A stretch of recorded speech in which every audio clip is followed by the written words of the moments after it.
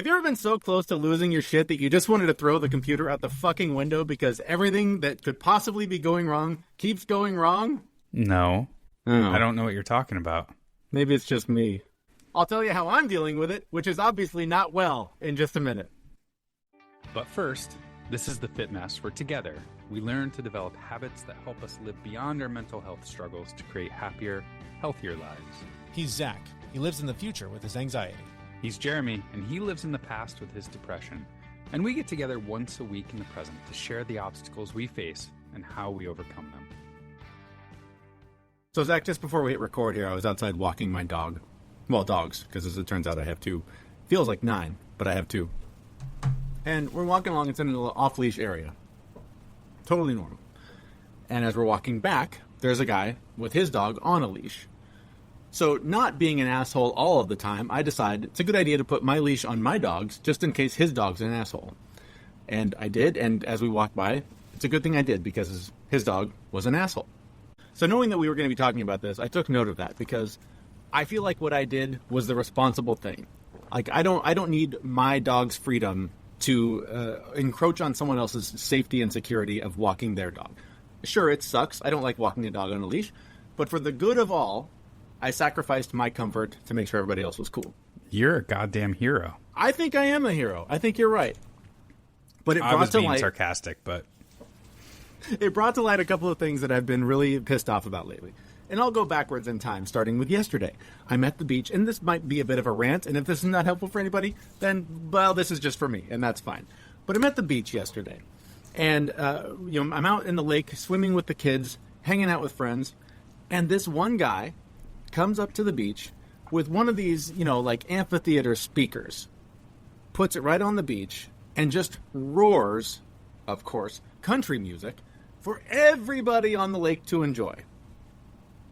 And it kills me when people do stuff like that. None of us want to hear this shit. Nobody invited you to bring your personal playlist for the entire goddamn beach to listen to. And finally, I was at a parade recently. And if you know me, you know I love a parade. So I was starting off on a bad foot. But I'm there waiting for the parade to start. And this family next to us, they're just chit-chatting, doing their thing. And the dad in the group starts venting about the whole nut allergy thing in schools. And how he thinks we're all overprotective. And back when we were kids, we didn't have to do this shit. So he just sends, nuts and all of the allergens to school. Because fuck it, he doesn't care. Mm-hmm. And I was so wrestling with what's my responsibility here? Is my responsibility to confront this guy and say, you're being such an asshole? Like, how dare you? But also, and by the way, are we a little too overprotective? Sure, maybe sometimes. A little bit. But again, if not sending a peanut butter sandwich to my kid's school makes other parents feel safe sending their kids to school, I'm happy to do it.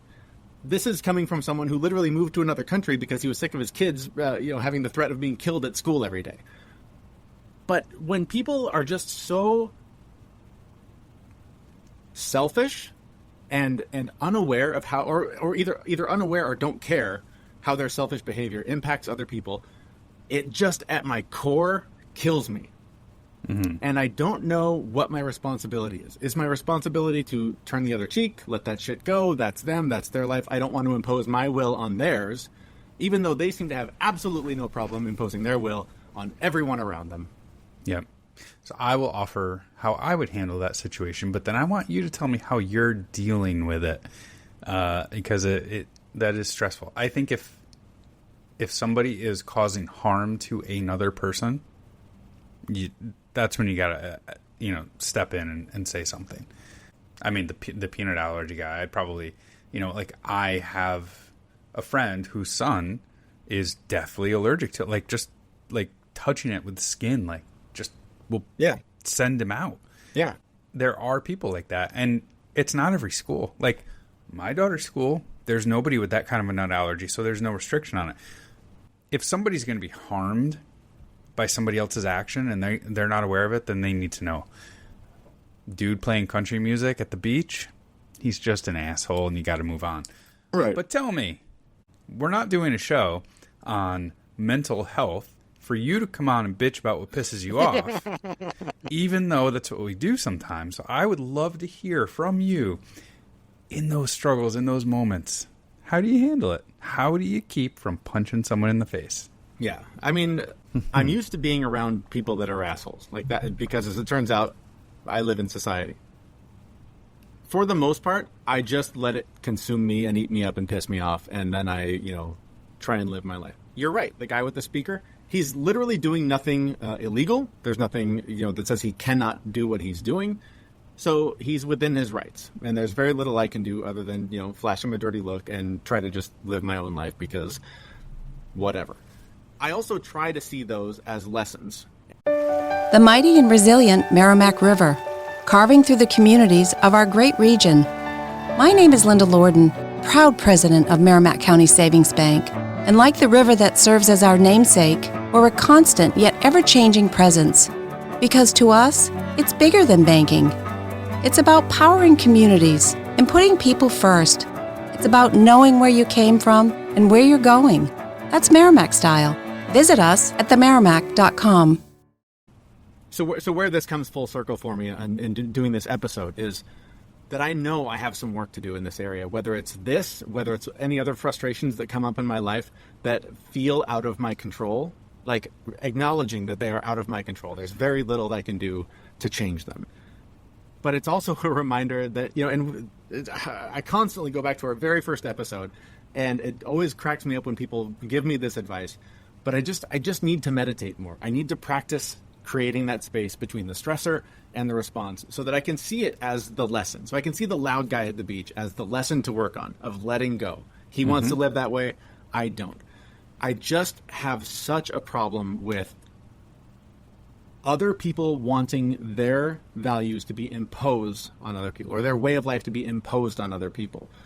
And I know, like, right now there's a lot of discussion about that in terms of politics. Everybody's arguing over the presidential debate or presidential election.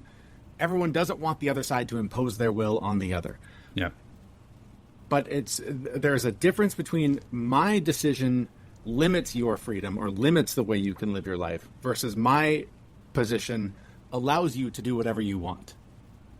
And the guy with the loud music doesn't allow me to live in the beach, to be at the beach in peace. The person parked on the street blocking traffic does not allow me to get where I need to go. The dumbass at the parade who is sending poison to the school to endanger the lives of others doesn't care that some kid might die because he was too lazy to make something other than a peanut butter and jelly sandwich, while that person doesn't have the freedom to impose on them how to live their lives. So it's just, I know there's some work for me to do here. I wanted to bring it here because I would imagine a lot of people are feeling very frustrated like I am in whatever way.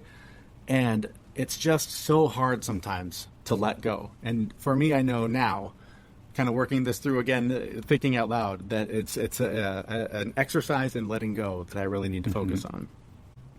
What is the grant me the wisdom? Oh, grant me the serenity to accept the things I cannot change, the courage to change the things I can, and the wisdom to know the difference. I like the other version where there's something about assholes at the end. Yeah, I don't know that one. The other version that I like has something to do with the wisdom to not snap and kill people or something along those lines. I feel like the snapping has happened too often and too frequently lately, and I think it's because of all of the things I'm not doing to take care of myself. It's been so hard to not snap throughout the entire recording of this episode because in the 22 minutes that the recorder has been rolling, my phone has rang 4 times, the dog has barked 3 times, the maintenance guy has knocked on the door twice. All the while I'm sitting here trying to talk about keeping shit under control, letting go of things that are out of my control, and not snapping at the smallest of things. All of these things are small, but they all pile up. And when you're already on the verge of losing your shit, it just takes one of them. And I've had like 9. And I am just done. You should probably just take a break. Yes. And listen to a podcast. I think I'll do one. that. I have one if you need a recommendation. Oh, where can I find it? It is on Spotify and Apple and all the places that you get podcasts. What's it called? The Fit Mess. Awesome. I'll check it out. There's probably even a new episode next week at that website, thefitmess.com. Thanks for listening. I'm going to go lose my shit now. See everyone. Actually, can we keep the recording going? I want to see this. It might be gold. Who knows? We know. This podcast is amazing, and it doesn't seem to lack anything, but we need a legal disclaimer.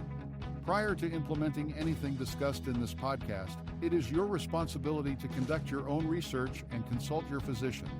You should assume that Jeremy and Zach don't know what they're talking about, and they're not liable for any physical or emotional issues that occur directly or indirectly from listening to this podcast.